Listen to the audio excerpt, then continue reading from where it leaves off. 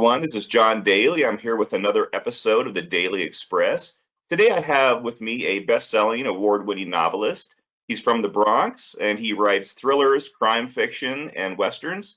I believe he has close to 30 books now under his belt. His latest book is Chicago 63. It's a historical fiction novella. I'm talking about Terrence McCauley. How's it going today, Terrence? Hey, pal, how are you? Thanks for having me on the show.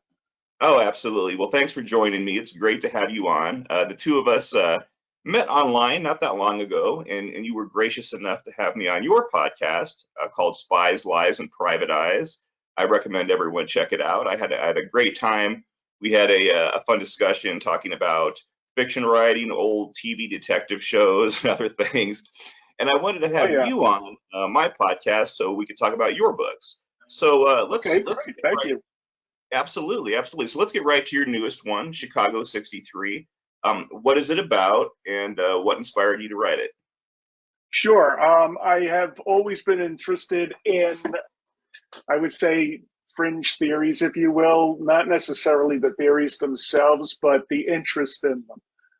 Like ancient aliens and UFOs and Bigfoot, and of course Oak Island, and of course that also means the JFK assassination eventually. So as I looked into all of those other things, like ancient aliens or like Bigfoot, I was always able to find something else that was more of a real world explanation, boring explanation, if you will. That UFOs, for example, most of them were probably military technology. And maybe Bigfoot was a different animal that is probably found in the woods, but hasn't been seen doing that. Ancient aliens, I think it was just people got along the world in wooden ships better than we thought they did. But with the JFK stuff, there was always something there because whenever one digs a little bit into that idea and that event, there's always something else that they uncover that just doesn't feel right. And it's always, you can argue all day long about what happened in Dealey Plaza at the heart of the murder, but when you start looking at the secondary characters, that's where the information gets really interesting because there are an awful lot of coincidences that come together with people who shouldn't have known each other and do, and are in a really small city like Dallas. The odds that they just happen to be there all at the same time and were independent of each other. That didn't really work for me. So as a writer, I started looking at that, not getting lost necessarily in the weeds of what happened in Dealey Plaza, but the tertiary characters that were involved. And that's where I started doing research and came upon a little known fact about the first assassination attempt plotted against Kennedy in 1963, but it was on November 2nd in Chicago, Illinois. And that's where the title of the book comes from. I looked at the historical record and extrapolated and brought a couple of different investigations under one discussion, because if I was going to write a book about two separate things, it would be complicated. I didn't want to write a nonfiction book. So I lumped everything together in what I would say is a logical extrapolation, if you will. Interesting, interesting. So, as a fiction writer myself, and I'm sort of maybe I'm strange in this respect, but I personally don't feel confident enough to write a story that takes place in an era that I didn't experience firsthand, or at least old enough to experience. I did write one chapter in my book Restitution that took place in Mexico in the early 70s, but it was a very constrained scene. But I was looking at your body of work, including what you just talked about. You've written historical fiction, you've written several westerns. I think a writer who tackles those genres has to have a real interest in and a passion for history. And I get the impression from what you just said that you absolutely do. Is that right? Is that right, Terrence? It is, yes. I mean, I love history because it tells us an awful lot about ourselves.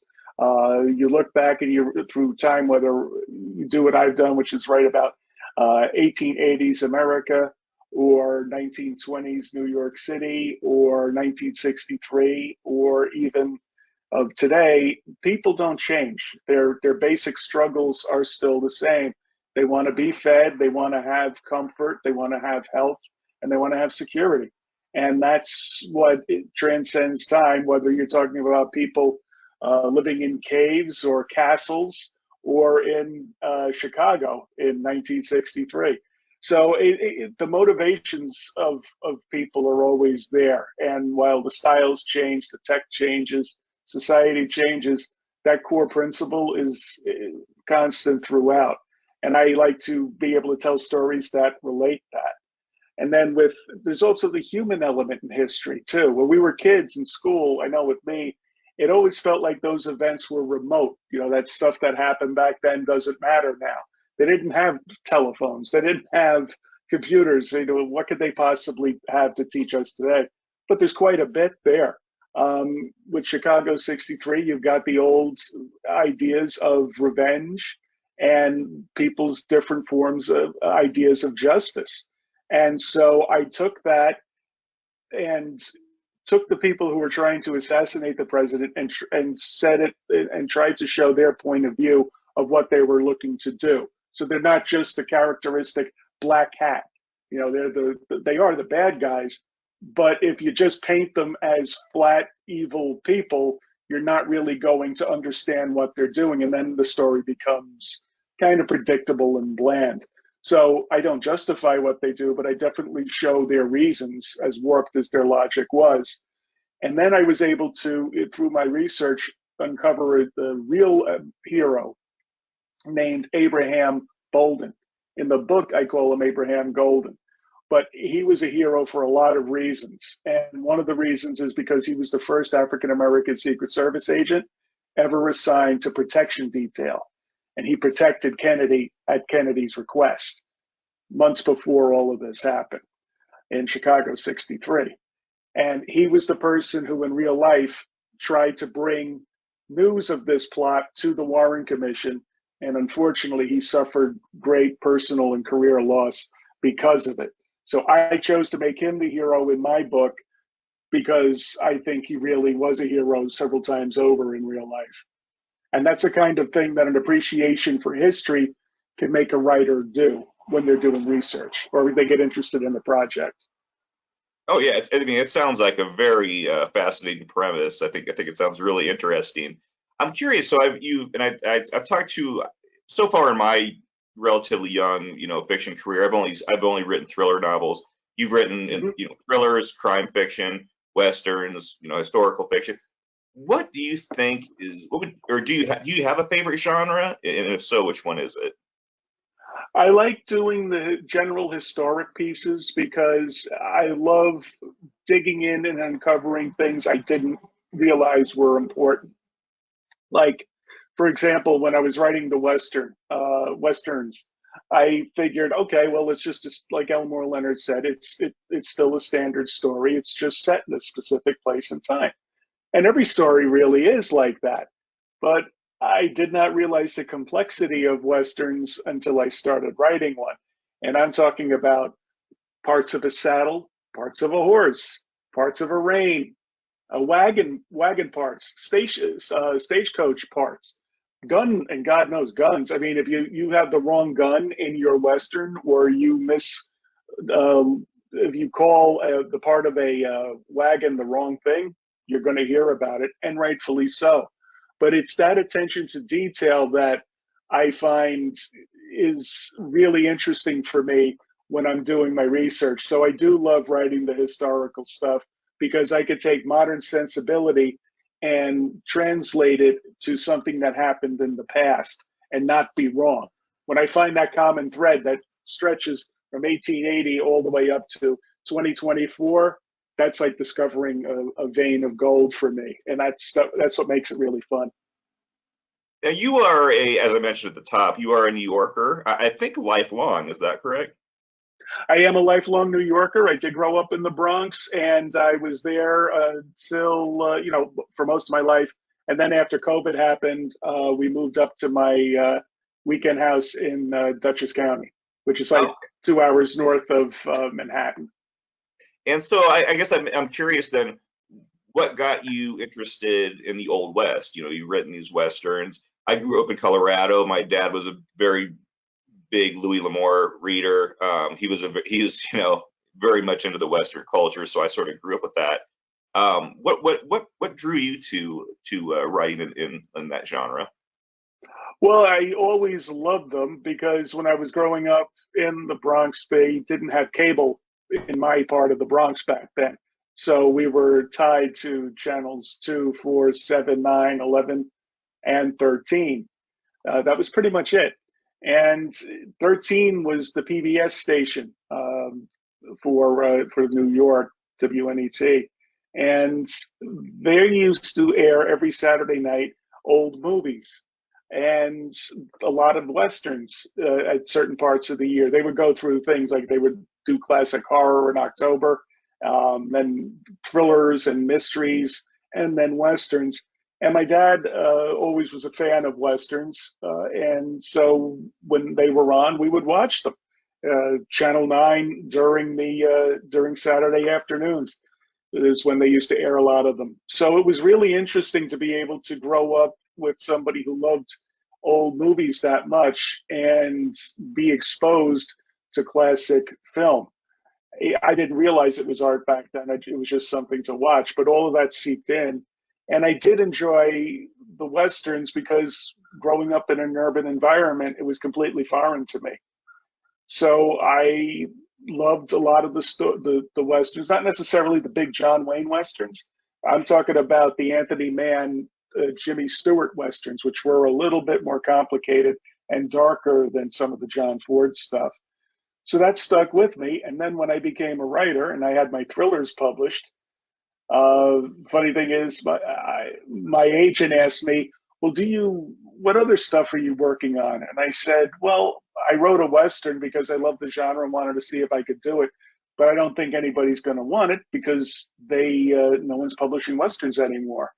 And my agent said, "Well, one of my best friends is the editor over at Kensington, and he's dying for Westerns because no one's writing them anymore." And so I had that manuscript on my hard drive, sent it to my agent, and then now more than 8 books later, I've been had the good fortune of writing westerns, and it's been fantastic. But I also earlier you asked me my favorite era. I would say probably 1930s New York. That was my favorite era to write about because again, the history between that era and today it's just amazing the similarities that are there. Yeah, yeah. So, speaking of New York too, now your fiction writing isn't your only profession. You also work in public affairs, government relations, crisis communications. How important of a role has your real world communication skills played in your ability to tell effective stories through your novels and your short stories and your other fiction work?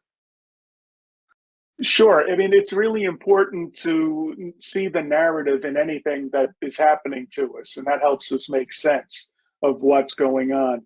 So I've been blessed to be able to work in a lot of dynamic environments in economic development and transportation and in community development. So the one thing that always gets lost, whether it's a crisis or it's a service interruption, is that there's a reason why this happened. And telling people what that reason is and making sure they understand it, not just saying it at them, but communicating it in a constant way that they get it, that makes all the difference in the world. And it's the same thing in public affairs, government relations, as it is in writing a novel and in fiction writing, because you have to make sure you convey a consistent message to your audience, whether that's a stakeholder, a constituent, or a reader, and make sure it makes sense. And if it, there's also a difference between oversharing and not sharing enough. Uh, it's you don't want the people to get the sausage making because people get turned off by that. If you give them too much granular information, it just seems like you're throwing numbers at them or you're throwing facts at them to get away from the bad news. But same thing with writing. If you start showing the underpinnings of the story that you're doing, Act One, Act Two, the structure and whatnot, people tend to back away from that. But if you're able to tell something compelling and consistently, that works. So that's the lesson I learned from my real job, bringing it to my novel writing, is that make sure the story is compelling, make sure it's consistent, and it serves a purpose.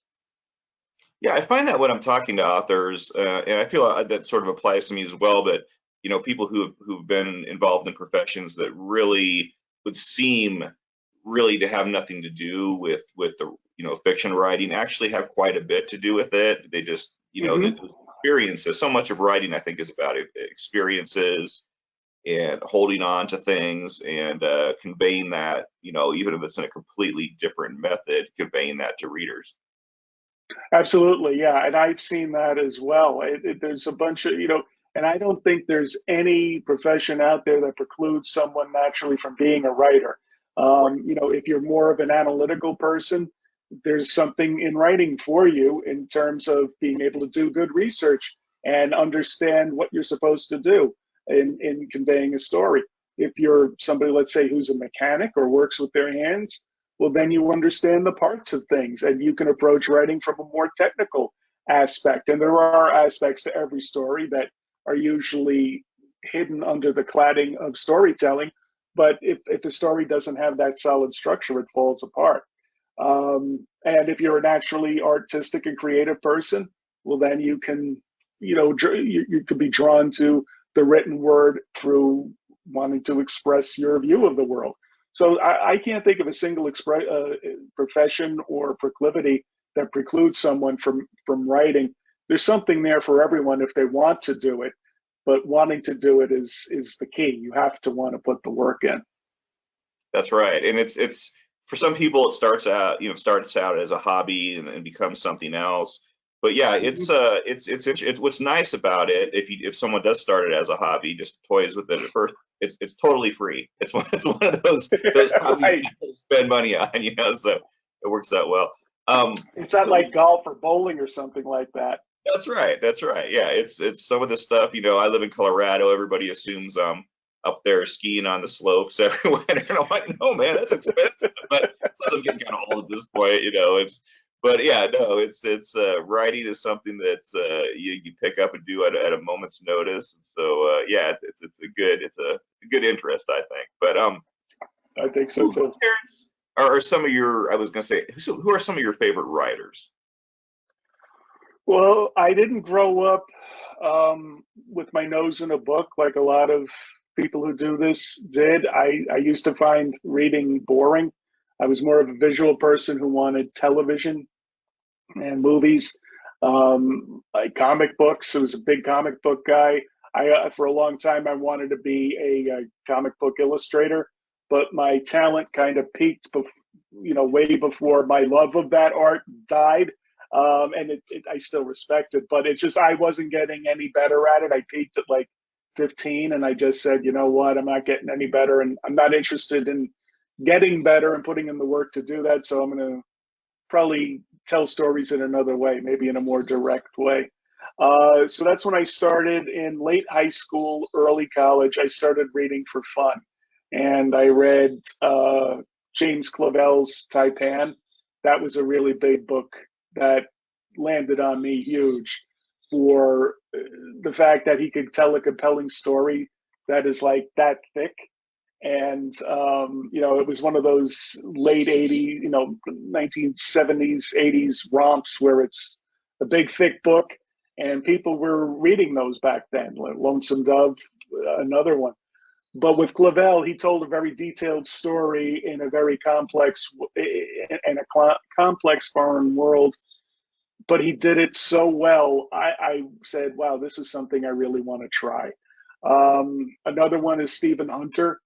A lot of people talk about his swagger novels.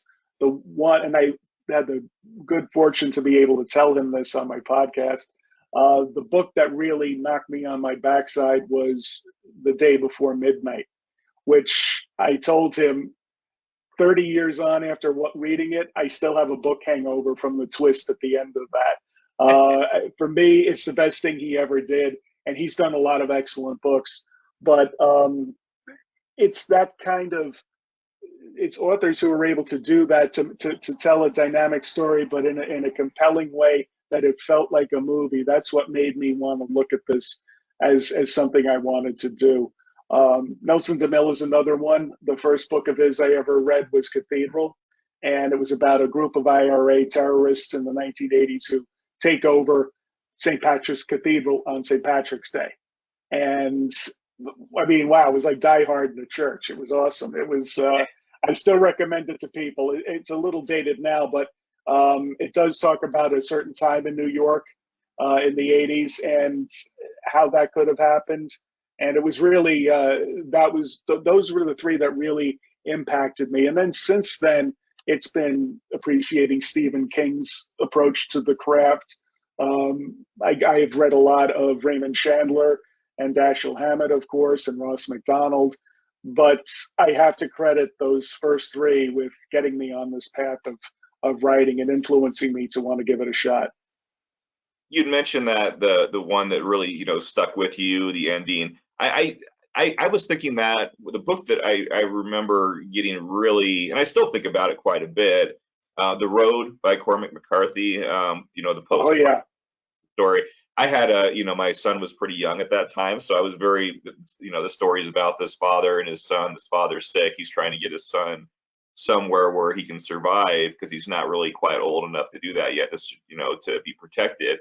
And man, that was a gut wrenching read for me, and it always stuck with me. And I always sort of hope I can at least approach that level with my writing, where people will take away that sort of feeling. It was very impressive. Yeah, I know. I'm the same way. The other book / movie that did that to me was The Natural.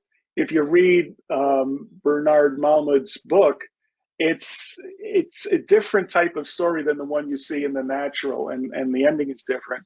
And that's haunting in its own way. But then when you see the movie, it's haunting in its own right. And it's like, yeah, they're all based on the same story, but they stick with you for different reasons. And I think that's the wonderful thing about art. If you change one aspect of something, and it has a completely different effect. No, I absolutely agree with that. So I'm always sort of interested in how other writers work, as in their preferred writing environment. For me, I don't know if I'm the norm or not, but I kind of need silence. I can't be listening to music.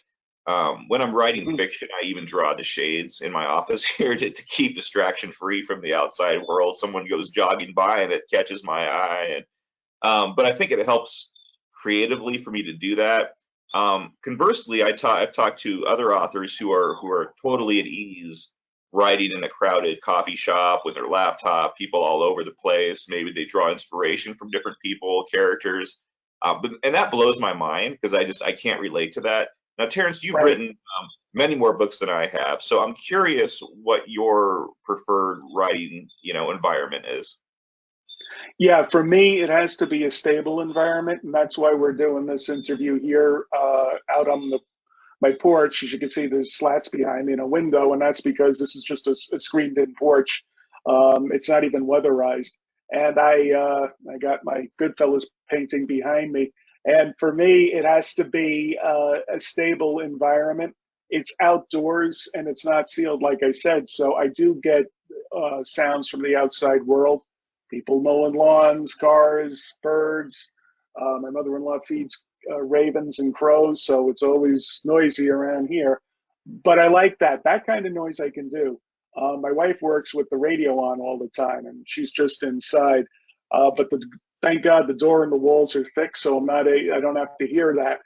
She can't work in silence. I have to work in relative silence. And you're right. For me, if I was in a coffee shop trying to write, I couldn't do it. It doesn't work for me. There's too much going on. I have to focus on the page when I'm doing something and the story that I'm trying to craft.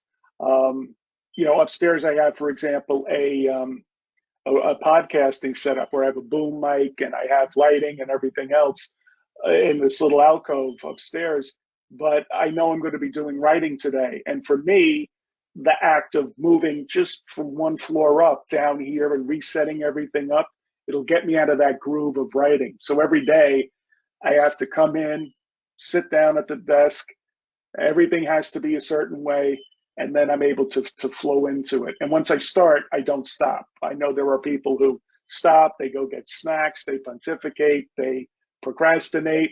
I don't do that. I just put my head down and I plow through the work. And that's my secret to having published as many books as I have. It's not because I've got better ideas or even more ideas.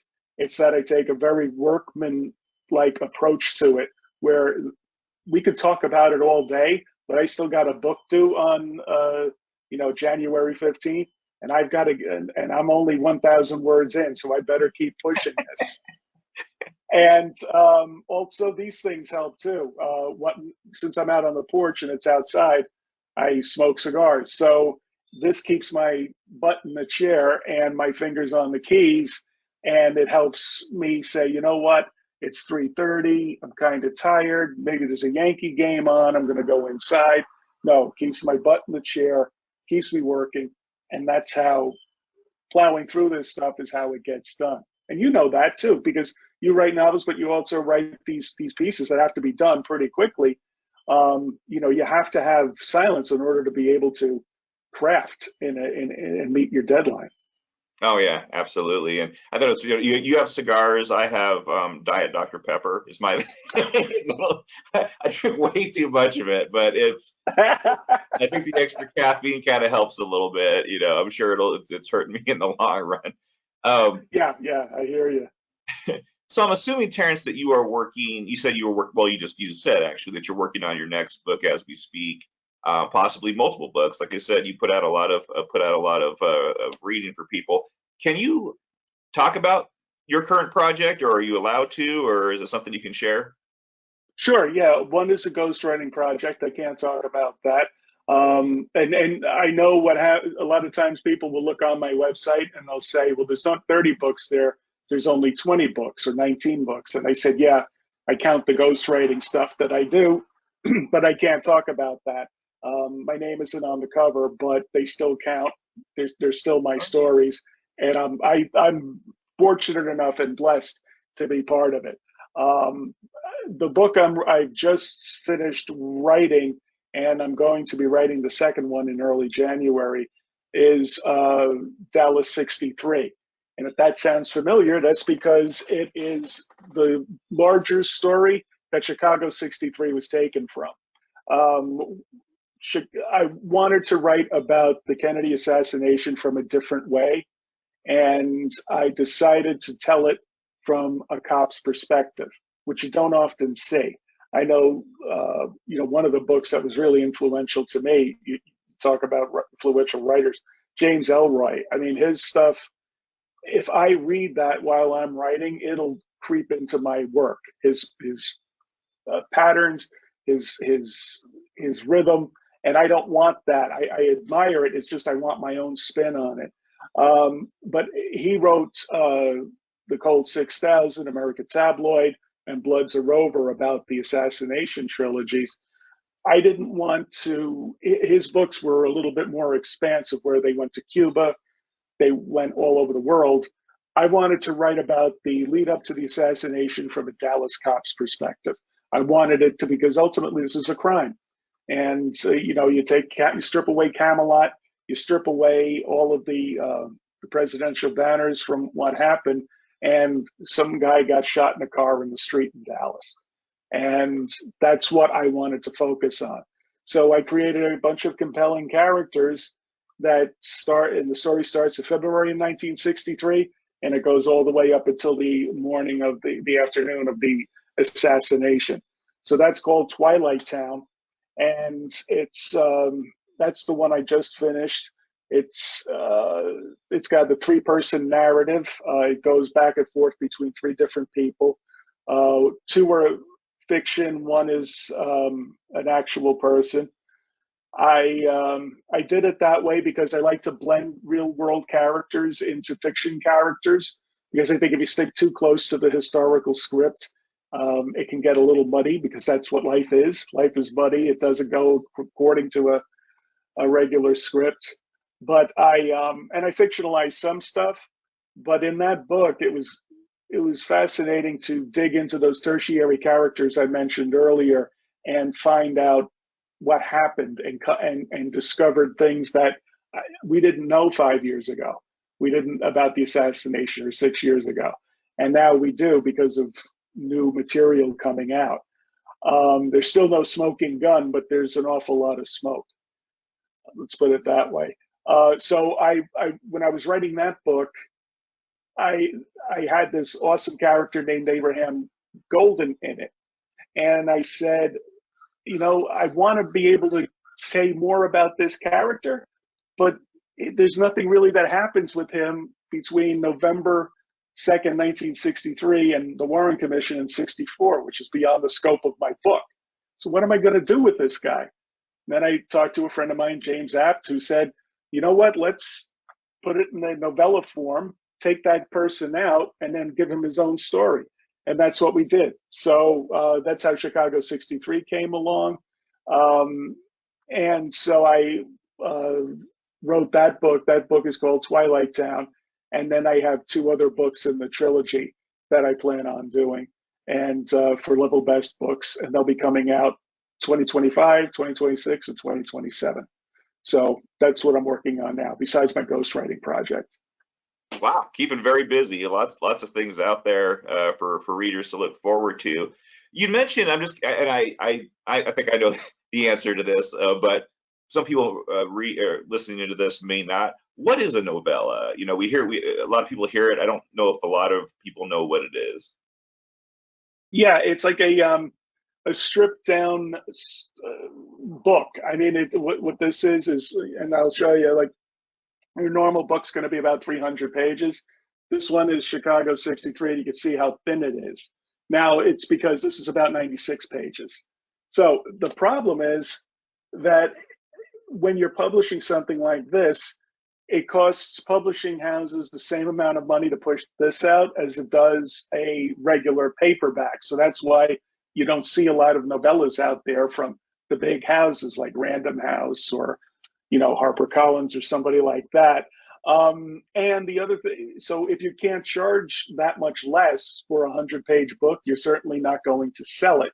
But when someone can spend $10 and get a 300-page book, they're not going to spend $10 for a 100-page book. So it's a bit of a problem there. But we never, we published it through Ingram Spark. We wanted it to be an experience for people, that they could be part of the story writing from idea concept to publication. And it was an interesting experiment.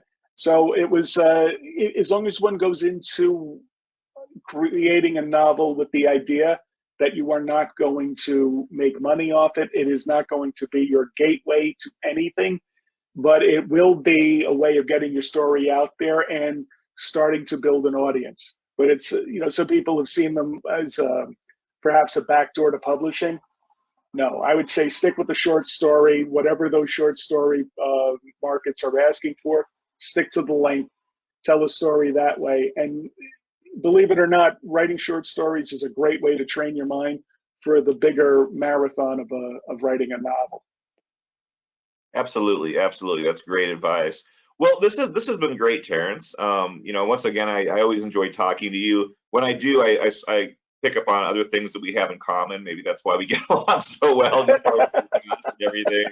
With your father and us both being couch potatoes growing up. So yeah, I want to wish you continued luck on your writing. Can you tell people how to find out more about you and your books? Sure. They can find me on my website, terrencemccauley.com, TerrenceMcCauley.com. All my books, thank God, are on Amazon and available in print and in ebook format. And all of my social media accounts are on my website, but I'm on Facebook, I'm on Twitter. That's how you and I connected. I dabble in Instagram, though I'm not that great I'm not that interesting for that demographic. I am not on TikTok because I am 50 years old and I have no business photographing myself and posting videos of me sleeping in front of the television. Dancing. Do some dance videos. Yeah, and no one wants to see me dance. And my cat sleeps all the time, so I can't post videos of her. So that's why I'm not on TikTok. That's right. Well, for people that go to Terrence's website too, very cool. He has his own author logo, which I have not looked into. I need to do that. I think it looks very cool. But yeah, I definitely have to do that for myself. Yeah, Canva. God bless Canva. They have stuff for everything. Oh yeah, I'm using Canva all the time for the website. This is going out on for all those picture header images. Most of the time, I'm using Canva. It's a great little tool. I will throw out Placeit as well for anybody who's interested. That's another great website. Okay, design. I got to look at that. I have to look now. I hope you put this through a filter that's going to remove my Bronx accent and make me sound like Charles Dance from Game of Thrones, because there you go. I'm gonna make you look great. But no, seriously though, thank you very much. It's always a pleasure talking to you, and I hope you have a great day. You too, my friend. Thank you so much for having me. Thank you.